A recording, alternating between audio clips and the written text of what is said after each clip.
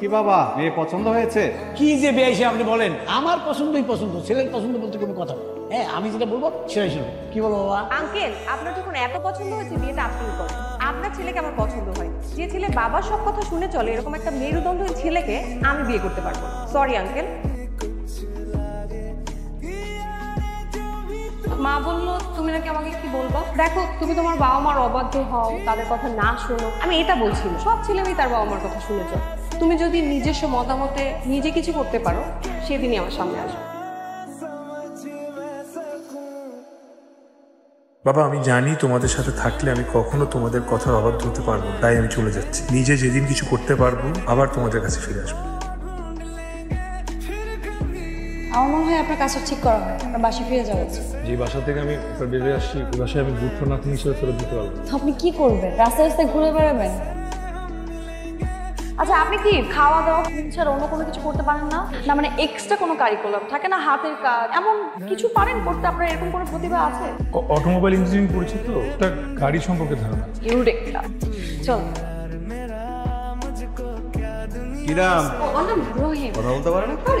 তোমার তো দেখে মনে হয় তুমি কাজ কাম করতে আসছো। কাজ কাম করবা না না শিখে আবার বাড়ি চলে যাবা? সিদ্দিক ভাই, কি যে বলেন না, এখানে থাকবেন, মন দিয়া কাজ করবেন, আপনি নিশ্চিন্তে নিতে পারেন, কোনো সমস্যা নেই। তোমার কথার জন্য কিন্তু রেখে দিলাম। তোমার মা কিন্তু আমার বন্ধু। শুনো, ওই যে দেখতেছো তসলিম, আমার গ্যারেজের সব থেকে বড় মিস্ত্রি। ও শুধু আমার গ্যারেজের বড় মিস্ত্রি না, সারা ঢাকা শহরের সব থেকে বড় মিস্ত্রি। আচ্ছা অনুমেয়া, কাম যে শিখবা, এই কাম সম্বন্ধে তোমার কোনো ধারণা আছে? টুকটাক আছে। আচ্ছা ঠিক আছে, তাহলে তোমার একটা প্রশ্ন করি, গাড়ির অ্যাক্সেলেটর আর হলো ব্রেক, এটা কোনটা কোন পাশে থাকে এটা কত? ব্রেক বাম পাশে থাকে, অ্যাক্সিলারেটর ডান পাশে থাকে। বাহ, ঠিক আছে, যেমন এটা পারছো, তাহলে তোমার আরেকটু কঠিন একটা প্রশ্ন। হ্যাঁ, আচ্ছা, গাড়ির হচ্ছে সকেট জাম্পার, এটা কোন দিকে থাকবে কত? সকেট জাম্পার বলে তো গাড়িতে কিছু না, শক অ্যাবজর্বার আছে চাকার উপরে। কিরে, হয়তো ঠিকই কইলো। আরে বাবা, এত কথা কি দরকার? এনে দাঁড়ায় আছে কেন? যাও তো, যা কাজে লাগো কাজ শিখিয়ে দিচ্ছি। কাজ শিখতে এসে কাজ শিখো বাবা, এত কথা।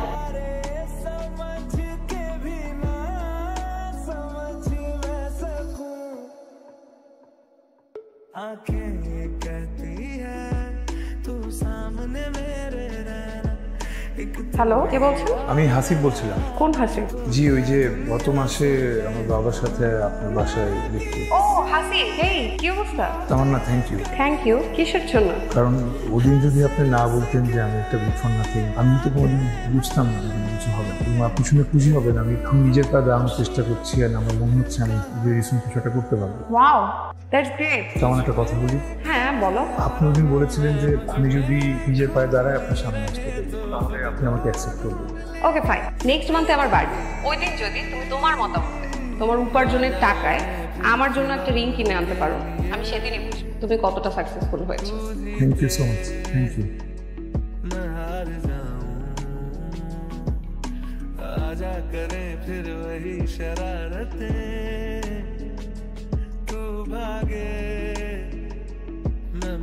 কি ব্যাপার, আপনি কিছু বলছেন না যে? কি হয়েছে, কোনো সমস্যা? পরশুদিন তামান্নার বার্থডে। তো আমি তামান্নাকে কথা দিয়েছি, ওর বার্থডের দিন আমি নিজের ইনকামে ডায়মন্ড রিং দিয়ে আমি প্রপোজ করি।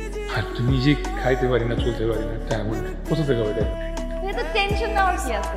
এখন পারেননি, আমার কাছ থেকে নেন, আমি আপনাকে ধার দিচ্ছি, যে একটা ডায়মন্ডের রিং দিয়ে প্রপোজ করেন। তাহলে কিভাবে বলেছিস? আমি তাহলে এত কষ্ট করে আমি বাসা থেকে বেরোয় কেন আসছি?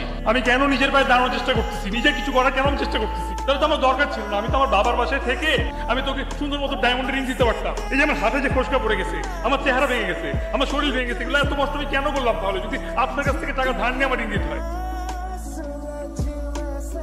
কিরে তসলিম, কি অবস্থা রে? আরে ভাই, এটা তো ড্যামেজ ইঞ্জিন, কি গাড়ির ওয়াটার নিয়ন্ত্রণ তো কিচ্ছু নাই। তোরও ভাই সিম্পল ওয়াটার লয়া মানে কি, মানে গ্যারেজটারে কি শুরু করে দিছে? কিরে, ওই নাকি ইঞ্জিনের বড় মিস্ত্রি।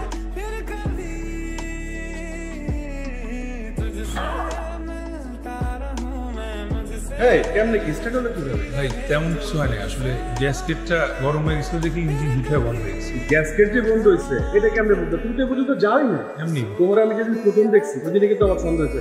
তুমি আসলে কে, সত্যি করে বলো তো। তুমি যদি না বলো আমি কিন্তু পুলিশ ডাকতে পারতাম ভাই। আসলে আমি অটোমোবাইল ইঞ্জিনিয়ার। Automobile engineer? তুমি এখানে হেল্পারই করতেছো ভাই আসলে কোথাও চাকরি পেয়েছিলাম, এই জন্য ব্যাপারটা পেয়েছি। কিন্তু আপনি যদি চাকরি থেকে বাইক করে দেন আমি খুবই বলে বলছি চাকরিটা।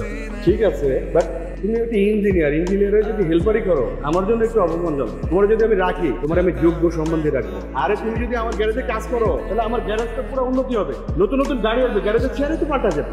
আরে আদু এই পাও ধরে মাপছা অনেক বেয়াদবি করছো। ভাই তুমি আমার তুমি না আপনি আমার মাফ করে দেন ভাই, অনেক কথা বলছি আপনি ভাই, আমার মাফ করে দেন ভাই। কোনো সমস্যা নেই।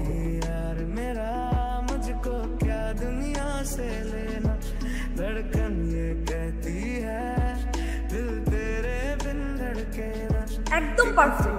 তুমি যদি এভাবে প্রপোজ করো না, আমার কি মনে হয় জানো, ও তো একসেপ্ট করবেই, সাথে আরো যদি কোনো মেয়ে থাকে সব একসেপ্ট করবে। যাও ওকে প্রপোজ করো, ও রাজি হয়ে যাবে। যাও।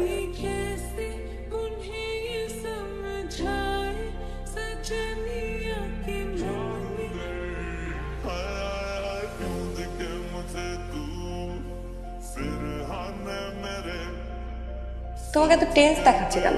তুমি কি জানি বলবা, বলো। আমি তোমার কিছু ফেলে আসি, সরি, প্লিজ সরি। কোথায় যাচ্ছ?